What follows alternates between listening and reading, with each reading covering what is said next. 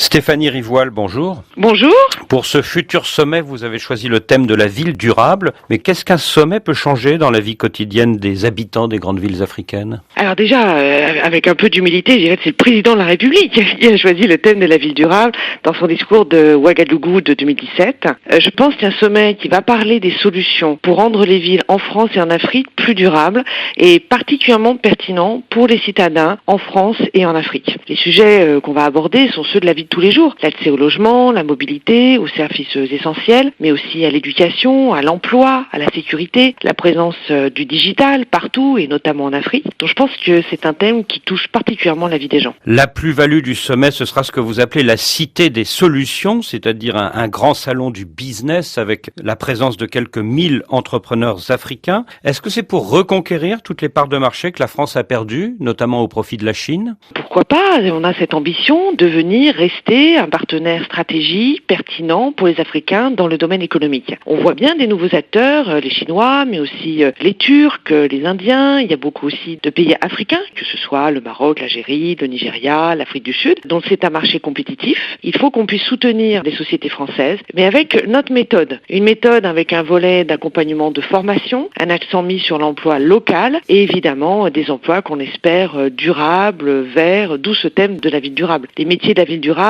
ça va être de l'éolien, de la géothermie, du logement efficace du point de vue énergétique, donc des projets qui apportent de la durabilité d'un point de vue social et environnemental. Donc c'est l'ambition et de porter nos valeurs de cette manière-là aussi. Au vu d'une étude commandée par le CIAN, le Conseil français des investisseurs en Afrique, la France n'a pas une très bonne image aux yeux des jeunes leaders africains. Elle n'est qu'au 5e rang derrière la Chine, les États-Unis, le Japon, l'Allemagne. Qu'est-ce qui ne va pas? Alors effectivement, on a constaté ça. C'est pour ça qu'on veut mener ce sommet de cette manière-là. On est en reconquête des cœurs, des esprits, des parts de marché. Il y a une volonté, une énergie portée par le président de la République. Et puis bien sûr, je vais y mettre tout mon savoir-faire et mon énergie propre pour changer ça. Changer le regard des Africains sur les Français. Et puis peut-être changer notre posture quand elle est mal perçue, celle historique d'une force qui peut passer pour donneuse de leçons. Et on veut sortir de ça et vraiment mettre en place le vrai partenariat. Alors, notamment entre entreprises, entre universités, entre maires.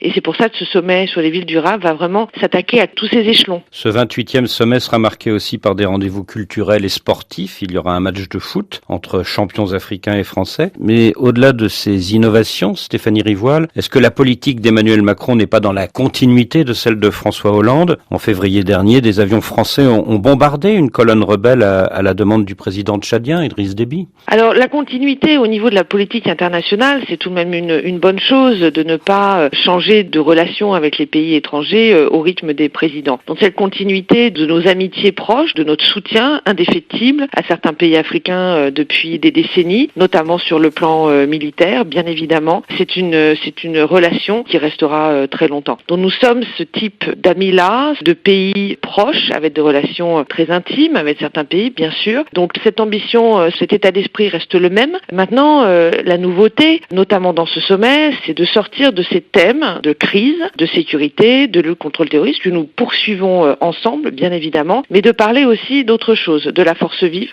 des Africains. C'est pour ça que nous faisons venir ces mises entrepreneurs, en plus de tous ceux qui vont venir par leurs propres moyens, donc montrer cette Afrique-là, celle du changement, de l'action, de l'économique. On a un format qui est plus économique, qui est un marqueur de la politique d'Emmanuel Macron. En Afrique, beaucoup de jeunes ne supportent plus les chefs d'État qui s'accrochent au pouvoir pendant plus de 10 ans, voire 20 ans, 30 ans. Est-ce que la présence de plusieurs de ces chefs d'État à Bordeaux en juin prochain ne risque pas de nuire à l'image de ce sommet? Alors quand on invite toute l'Afrique, qui est le cas ici, les 54 pays, on invite les chefs d'État qui sont en exercice. Maintenant, on voit très bien tout de même des mouvements et des changements profonds qui sont en train d'être en force. On voit bien sûr ce qui se passe au Soudan, en Algérie, ce qui s'est passé au Burkina Faso, en République démocratique du Congo. Donc il y a des mutations vers plus d'ouverture, plus de processus démocratiques. Donc quand nous invitons l'Afrique, nous invitons ceux qui sont élus par leurs citoyens au jour J. Stéphanie Rivoal, vous dites que la France doit changer de posture, mais est-ce que le maintien du franc CFA ne renvoie pas la France, pour beaucoup de jeunes Africains, à son passé colonialiste? Alors